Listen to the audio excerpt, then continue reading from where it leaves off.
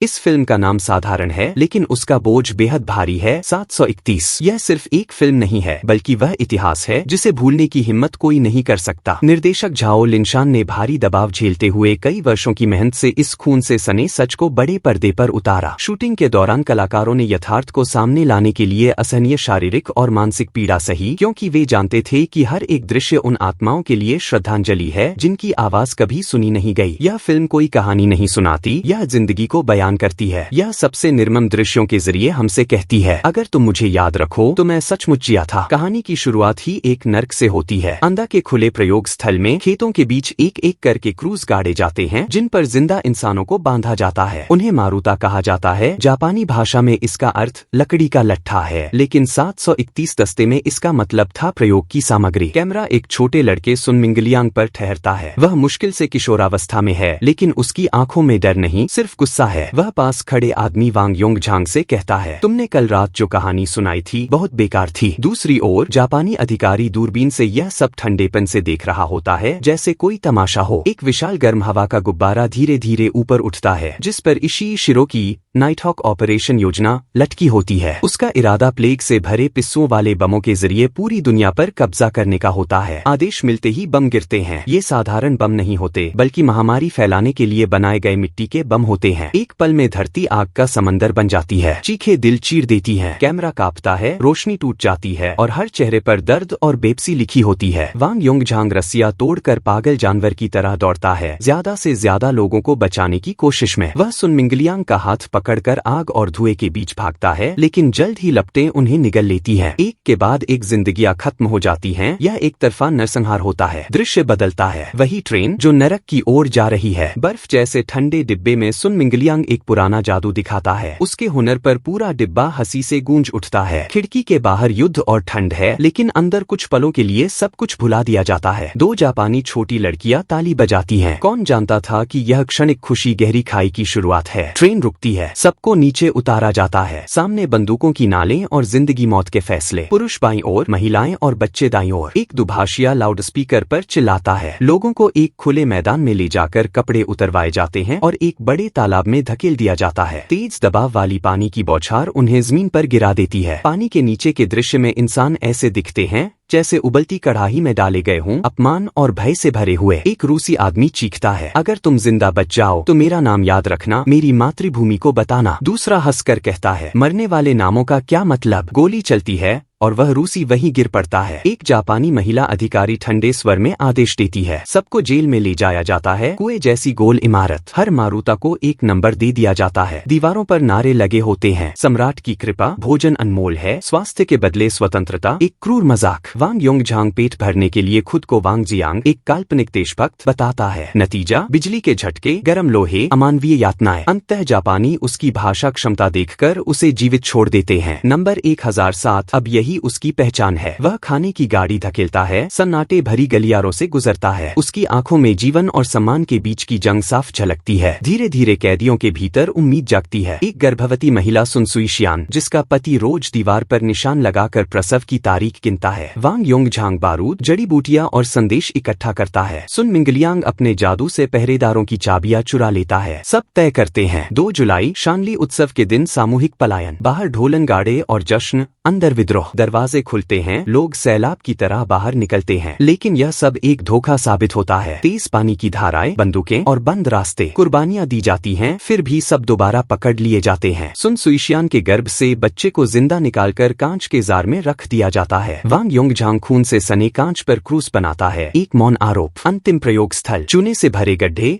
लाशों के ढेर। सुन मिंगलियांग किसी तरह रेंग कर बाहर निकलता है, मगर उसकी आंखों में अब रोशनी नहीं बची। लोग अपने शरीरों से सीढ़ी बनाते हैं, ऊपर चढ़ते हुए अपने नाम पुकारते हैं, मेरा नाम। वे आखिरी पल में यह साबित करना चाहते हैं कि वे कभी जीवित थे। अंततः कोई भी नहीं बचता। यहाँ से कोई जिंदा बाहर नहीं जाता। फिल्म के अंत में हकीकत सामने आती है। 731 दस्ते के अपराध संग्रहालय में एक बूढ़ा जापानी सैनिक कापती आवाज में कबूल करता है, मैंने 300 जिंदा इंसानों का विच्छेदन किया। दीवार पर नाम उभरते हैं, अब वे नंबर नहीं इंसान हैं। और आखिरी पंक्तियां दिल को चीर देती हैं, आगे बढ़ो, पीछे मत देखो, हम चीनी हैं। साथियों, आगे बढ़ो, आगे रोशनी है, इंसानी जीवन है, शांति और समृद्धि है।